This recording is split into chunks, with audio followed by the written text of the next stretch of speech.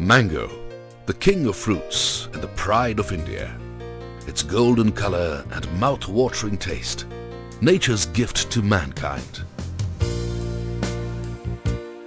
But someone else loves it too.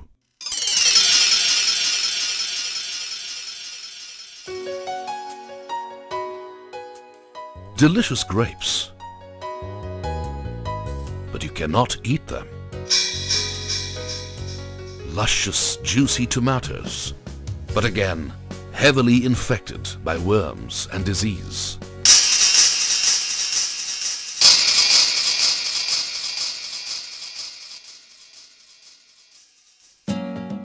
Home sweet home, your secure abode. But is it secure enough from termites and cockroaches?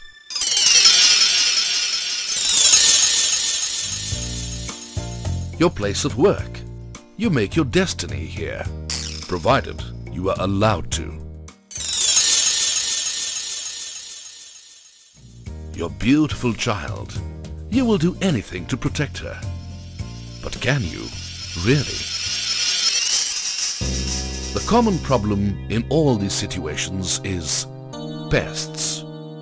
The thieves who steal our food, good health, property, and also our peace of mind.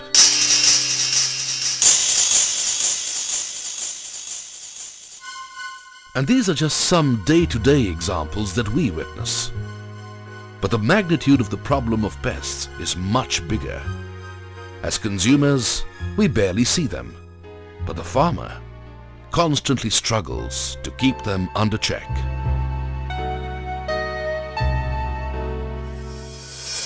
The Food and Agricultural Organization, FAO, a United Nations body concerned with the world's food security, says that in spite of recent advances in crop production technologies, nearly 85 crore people are going hungry across the world, as global food production falls short of global demand. In recent years, India too has seen population growth outpacing food production. As a result, India is compelled to import wheat at a very high cost. Pulses and oilseeds production have also fallen short of demand, and we are importing them every year. The prime reason for this is that pests eat away about 30% of our crops and agricultural produce. The loss is valued at a staggering 140,000 crore rupees every year. Year after year, enough to feed 1/5 of our population for a whole year.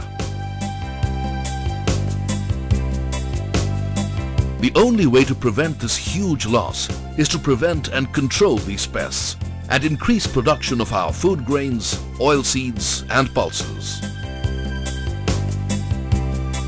In the context of shrinking area under agriculture and declining water resources, increasing our crop productivity, that is per hectare yields, with technology and scientific inputs like pesticides is the only solution.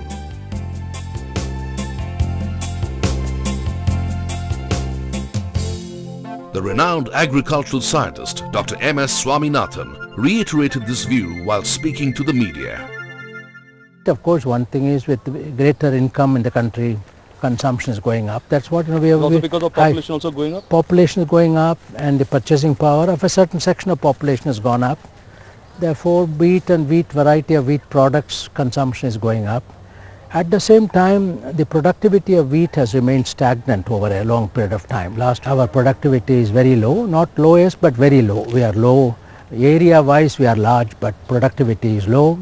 Again, productivity depends upon two crucial factors. One is soil health, looking after the soil. After all, soil is the stomach of the plant, as Aristotle said long ago. Then the other part of it, how do you really ensure plant protection, marketing, assured and remunerative marketing. But how? There is one definite solution in sight.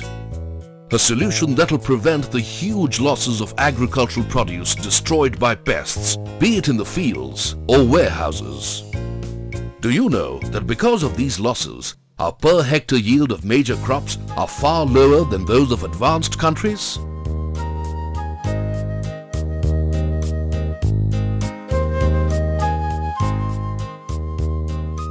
In spite of these huge crop losses and very low yields, currently only 1/5 of our cropped area is under pesticide application.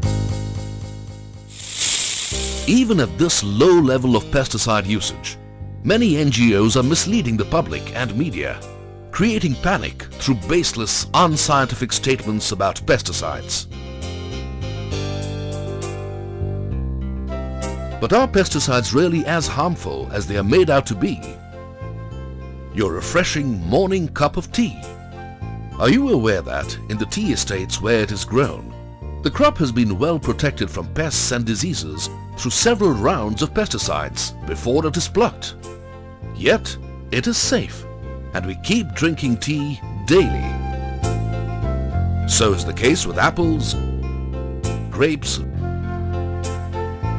vegetables, and so on.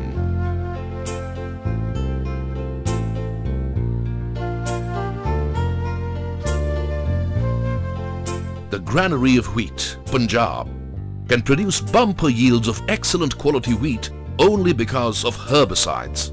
If uncontrolled, the obnoxious weeds can lower crop yields by 30 to 40%. What herbicides do, hand weeding cannot. Herbicides ensure that the nutrients are fully available to the crop, leading to bumper yields.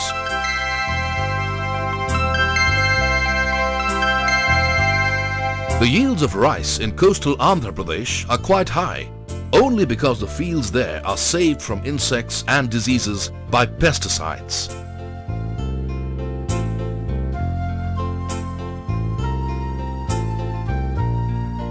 Can we do without pesticides?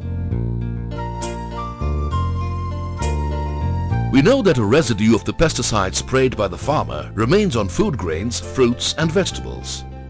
Often it is implied that the mere presence of pesticide residues is harmful to health. The truth is, it is not so. What is important is the quantity of residue present in the food we eat. People talk about the harmful nature of the pesticides residues, but there are no scientific evidences about the harmful nature of the pesticide residues. Similarly, there are no examples of fatality of the residues found in food. The maximum residue levels are less than acceptable daily intake, and similarly, acceptable daily intake is 100 times less than no observed adverse effect level. It is a matter of concern only when the residues exceed certain limits. These limits are known as maximum residue levels and are prescribed for each and every pesticide by our health ministry based on exhaustive scientific studies. Extensive research, trials, retrials go into making a pesticide. It has to pass rigorous tests to prove that its impact on the environment and human safety are within approved guidelines. Only then does it get approved for commercial use.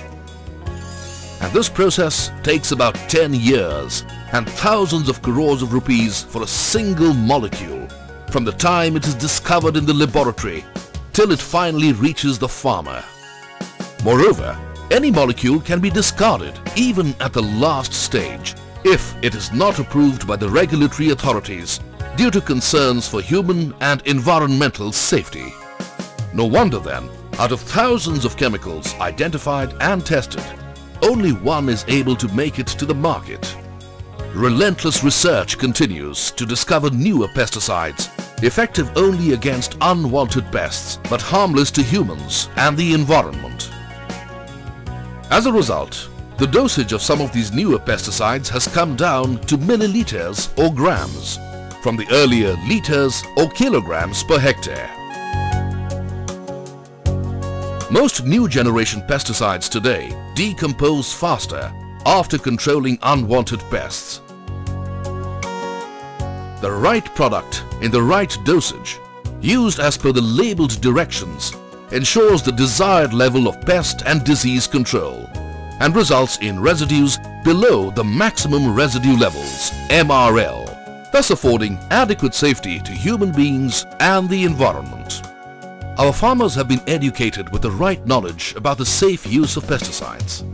This, together with the adoption of good agricultural practices, enables them to produce good quality fruits, vegetables and spices with pesticide residues well below the limits prescribed by the government and health authorities. Because of this, Indian agricultural products like fruits and tea exported to Europe and America are accepted as being safe for human consumption. Indian farmers are ensuring that the residue levels in fruits and vegetables are well below the prescribed limits. They are exporting these to many developed countries. The very fact that fruits and vegetables produced in India are accepted there establishes that they are absolutely safe for human consumption. In spite of such success stories, do you know that India's use of pesticides is much lower than that of most developed countries? While India has 17% of the global population, pesticide usage is only 3% of global consumption. Comparatively, highly health-conscious countries like the USA and Japan consume much higher quantities of pesticides. To overcome food shortage in India, pesticide usage, in fact, has to go up. Only then might we be able to talk about national food security. Once the crop is ready, it has to be given the proper nourishment and protection from the attack of pests. Pests cause serious losses to all farmers and to the nation.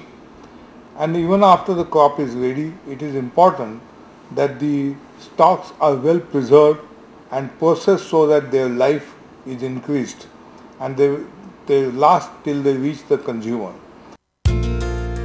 The booming Indian economy is giving rise to a burgeoning population with higher income levels, demanding a higher quantity and a better quality of food.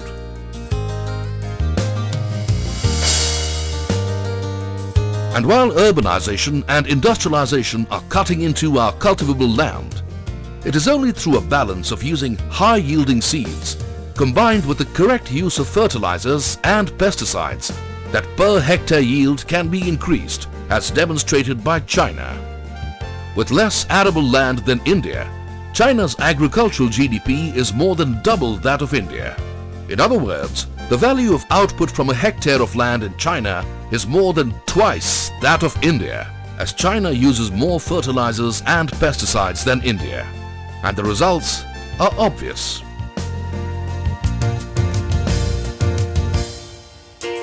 By producing quality foods for our growing population at affordable prices, food for all will not remain an empty slogan, but a reality. If only we manage the pests on our crops with modern pesticides. Pesticides, as products of modern chemistry, offer immense benefits to our society. It is up to us to realize these benefits for the upliftment of our country by using them on our farms and homes with due care. With the help of modern agricultural technologies, our enterprising farming community has the potential to make India the world's food basket.